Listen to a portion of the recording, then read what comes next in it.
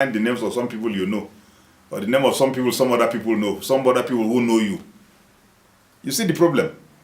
So they go pleading, then the government relaxes. You know? So we just need the will to implement. No matter whose God is being, you get people punished, no matter who. Once you do that, twice, then it will not repeat itself. So sometimes people could play favoritism if they find... Yes, certainly. That's what I'm just saying. In the past reports, there are people named that were found to have participated actively in some of these things. Their names are, but nobody ever calls them to say anything. The reports are just dumped. So if they are dumped today, tomorrow they are encouraged. They will go again and begin to do the same thing. But once you punish them, then there is a deterrent. Anybody who repeats, knows that is going to be punished. If the federal government are the ones in charge of the security, essentially, or they're the ones that control the security force. Yes, they do. They do. Then the will has to come from them more than the state, then, shouldn't it? Yeah, not necessarily. Because, like I said, the governor is the chief security officer of the state. And if there is a crisis and you set up a commission to investigate, and they investigate and find people to be guilty, find people to be culpable, take them to court. The courts are under the state government. Take them to court, and the court will penalize them. So it's not necessarily a federal government matter. It's a state government matter. The fact that you don't control the police, you don't control the army, doesn't mean that you cannot punish indigents of your state for committing crimes. You can. Do you think that the soldiers that are here right now should stay, or do you think that we've pretty much we're at a point where we can do without them? We can do without the army. Certainly, we can do without them. Why this one has persisted, why the army has persisted, is because of the way things have moved here in the last 2 years or so. The crisis we've never had anything as bad as this. We've never had one that has been as bad as this in the last 2 years or so. And this is what, Paul Gindry was trying to avoid in the first place, that you'll come to Jos and begin to separate Christians and separate Muslims. Or you come anywhere in Plateau State, you say this is a Christian area, this is a Muslim area. We should be living as one entity.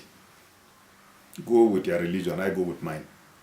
But what has transpired here in the last 2 years or so, is you go to Jos now, there are certain areas Christians cannot go. There are certain areas Muslims cannot go. Because there are secret killings going on. That's why you see the army still, because that's why they still keep the army. There's this constant check.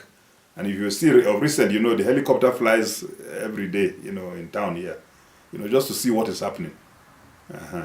Because of these secret killings, once that can stop, I think you don't need the army on the streets.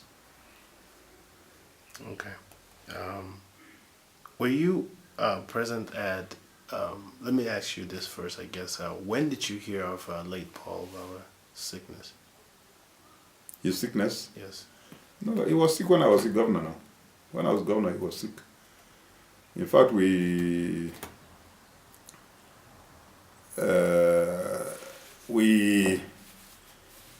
went to UK with his wife. We had to see him because Paul was an important citizen of this state. Was a very, very important indigenous of Plateau State. And we knew the role he was playing in uplifting the spirit of the people of Plateau State through his preachings, and so we were out to do anything for him that will help him, and I think we did the modest we can,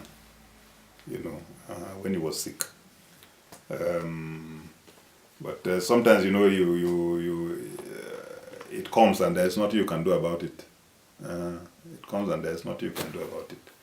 But I know when